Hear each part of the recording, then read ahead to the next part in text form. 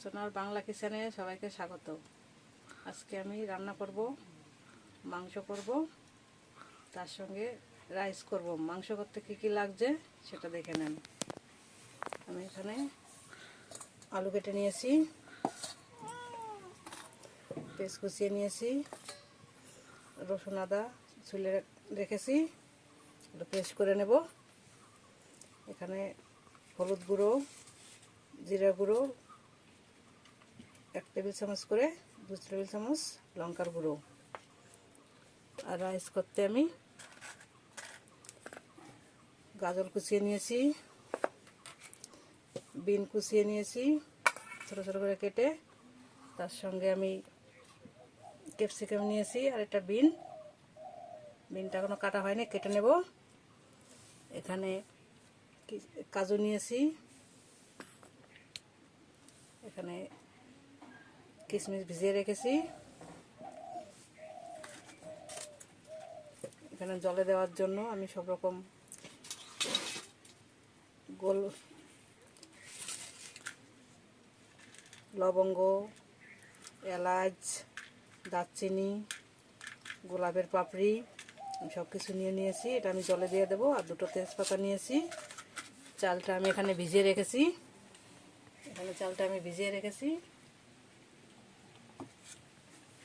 এখন আমি কড়াইতে তেল দিয়ে দেবো। কড়াই বসিয়ে রেখেছি,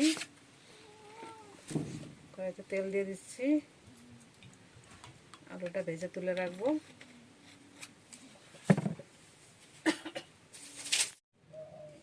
তেলটা গরম হয়ে গেছে, এখন আমি আলুটা ভেজে নেব। আলু ছেড়ে দিলাম,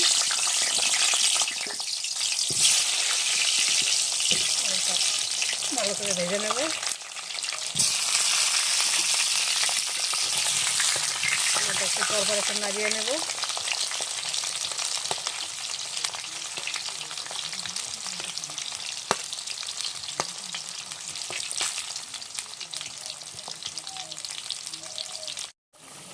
আলুটা ভালো হয়ে গেছে, আলুটা এখন তুলে নিচ্ছি। ভালো করে ভেজে নিলাম।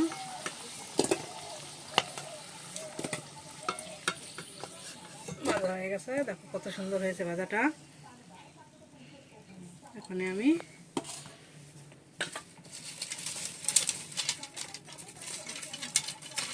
পেস্টটা ছেড়ে দেবো।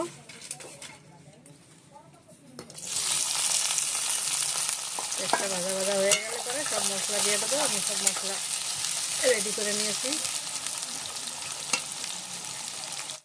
পাশের উনুনে একটা হাঁড়ি বসিয়ে দিয়েছিলাম রাইসের জল গরম করার জন্য। জলটা গরম হয়ে গেছে, আমি এখানে 2টো তেজপাতা দিচ্ছি আর শুকনো মশলাগুলো ছেড়ে দিলাম। একটু ফুটলে পরে চালটা দিয়ে দেবো। আমি ঢেকে দিচ্ছি। পেস্টটা বাদামি কালার হয়ে গেছে, আমি এখন আদা বাটাটা দিয়ে দিচ্ছি। আদা রসুনের গন্ধটা চলে গেলে গুঁড়ো মশলার পেস্টটা দিয়ে দেবো। নাড়াচাড়া করে নেব।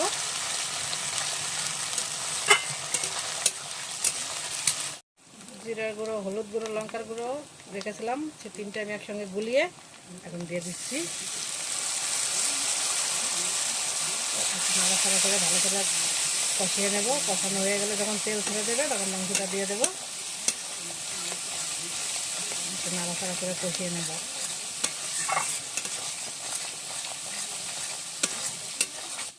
আমি এখানে 1 কেজি মাংস নিয়ে নিয়েছি, মুরগির মাংস।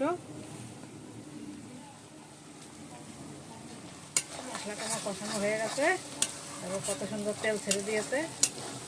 লাল লাল করে কষিয়ে নেবা, তাহলে মাংসটা টেস্ট হবে।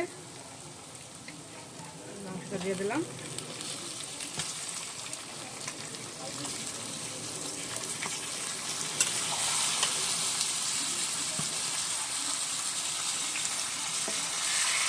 মুখের জল ছিল, জলটা ফেলে দিচ্ছি।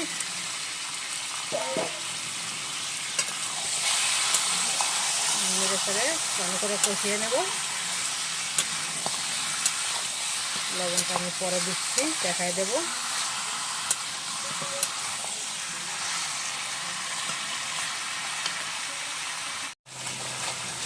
আমি এখন লবণ দিয়ে দেবো। 2 চামচের 1 চামচ লবণ দিলাম, আর একটু দিতে হবে। একটু ঢাকা মতন দিয়ে দিলাম 1.5 চামচ। পাশাপাশি জলটা আমার দেখি ফুটে গেছে নাকি। জল ফুটে গেছে, আমি এখন চাল দিয়ে দেবো। চালটা দিয়ে দিলাম।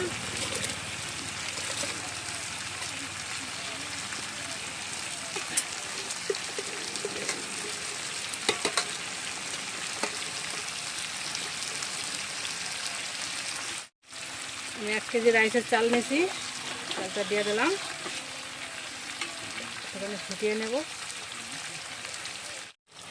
আলুটা ভেজে তুলে রাখছি, এখন দিয়ে নাড়াচাড়া করবো। তারপরে জল দিয়ে দেবো, গরম জল রেখেছি করে।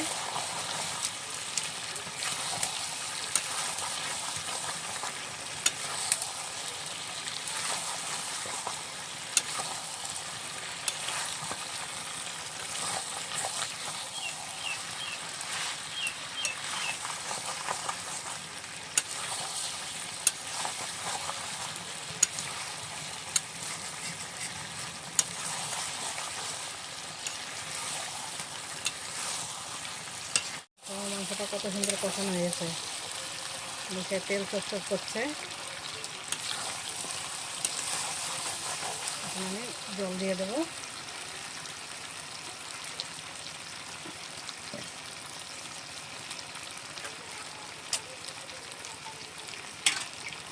গরম জল রেখেছিলাম তুলে পাশের হাঁস থেকে, এখন গরম জলটা দিয়ে দিচ্ছি।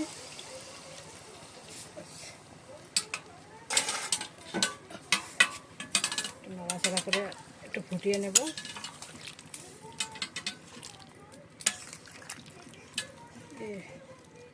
রাইসটা একটু নেড়ে দেখে নিচ্ছি কতটা হয়েছে চালটা। চালটা আমার হয়ে গেছে, আমি এখন নামিয়ে নেব। বেশি ফুটানো যাবে না। আমি একটা গামলার মধ্যে ফ্যানটা ঝরিয়ে নেব।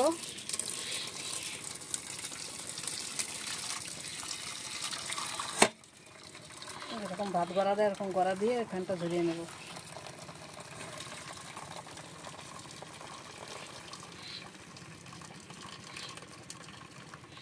আপনারা দেখুন একবার, সাদা তেল ছাড়া কত সুন্দর ভাত করেছি। একদম ঝরঝরে ভাত। এরকম করে ভাত করে নেবে। এর থেকে বেশি নরম হয়ে গেলে সে ভাতটা ভেঙে যাবে। আমার ভাতটা ভাঙবে না। ছোটো চামচের 1 চামচ গরম মশলা গুঁড়ো দিয়ে দিলাম। একটু নাড়াচাড়া করে তরকারিটা নামিয়ে নেব। মাংসটা হয়ে গেছে। ঝোলটা আমার একটু ঝোল ঝোল রাখবো, রাইসের সঙ্গে খাওয়ার জন্য। একদম শুকনো করলে ভালো হয় না। আলু আছে, মাংসতে ঝোলটা আমার টেনে যাবে, যা ঝোল আছে। এখন আমি নামিয়ে নিচ্ছি।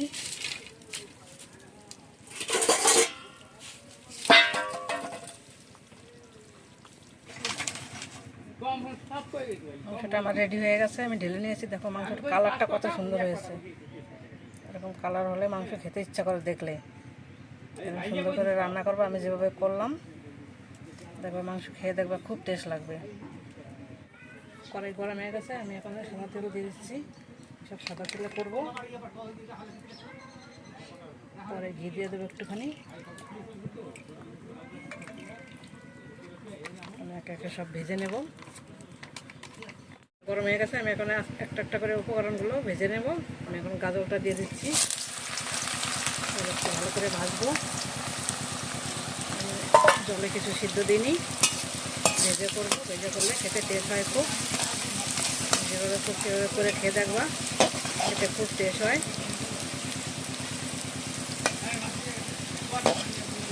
নাড়াচাড়া করে করে তুলে নেব ভালো করে। নিয়েছি, এখন আমি তুলে দেবো। খুব ভাজাও যাবে না, আর একটা কমও ভাজলে ভালো লাগবে না। দেখো কত সুন্দর করে নিয়েছি।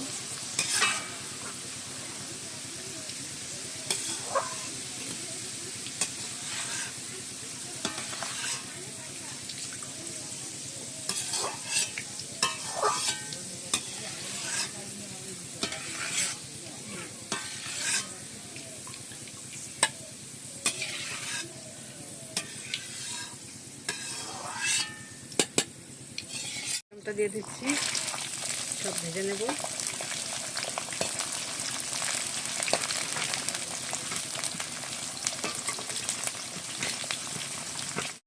ডিমটা নাড়াচাড়া করে আমি এখন নিয়েছি, এখন নামিয়ে দিচ্ছি।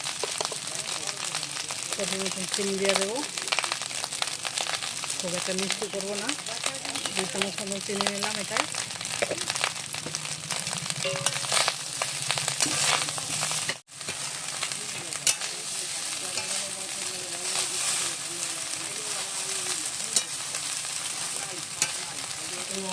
ভালো করে মিশিয়ে নেব।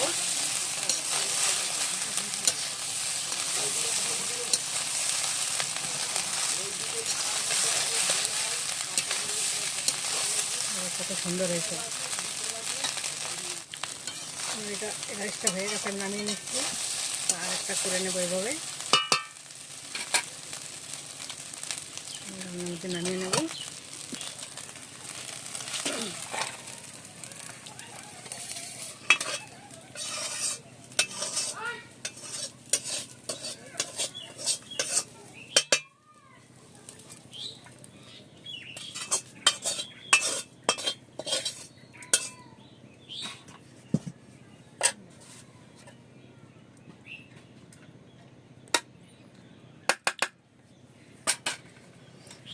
আরেকবার করে নেব যেটুকু আছে, কম কম করে দিলাম। একবারে দিলে হয়ে যেত, কিন্তু একবারে দিই নাই, অল্প অল্প করে দেবো ভালোভাবে।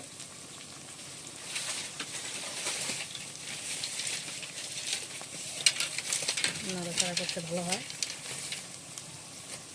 পাকা রাইস করলাম না, আমি পাকা রাইস করলাম।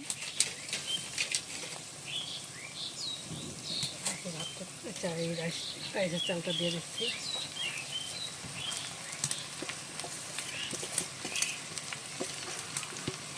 ভাতটা এত সুন্দর হয়েছে, না শক্ত না নরম, খুবই সুন্দর হয়েছে।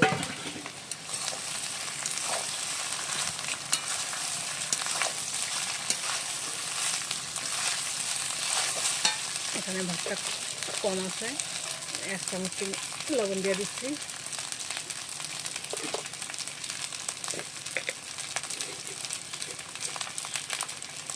এখানে 2 চামচ চিনি দিয়ে দেবো।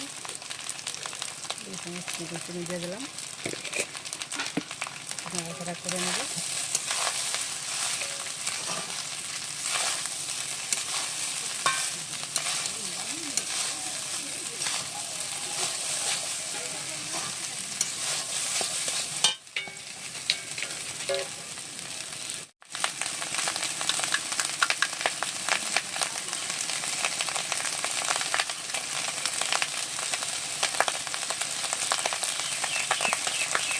গন্ধটা ভালো আসার জন্য 1 চামচ ভিজিয়ে দিলাম।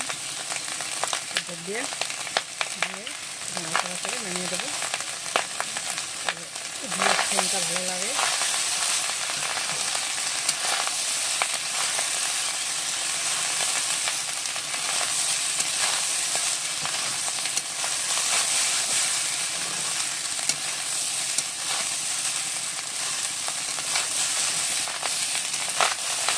আর এটাও হয়ে গেছে রেডি। নামিয়ে এক জায়গায় ঢেলে রাখবো। কত সুন্দর হয়েছে, বানিয়ে খেয়ে দেখবো, অন্যরকম স্বাদ। কাঁচা রাইস খেতে ভালো লাগে না।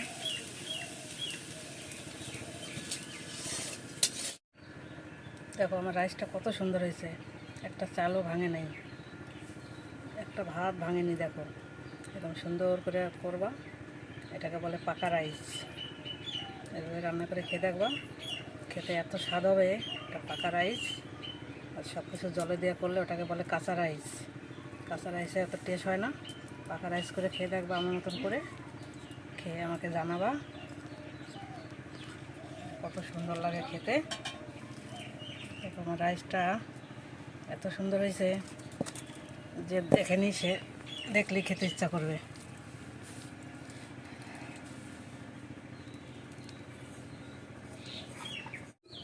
আজকে আমি বানালাম মাংসের ঝোল আর রাইস। আমার এই রেসিপিটি ভালো লাগলে লাইক করবেন, শেয়ার করবেন, কমেন্ট করবেন, করে আমাকে জানাবেন।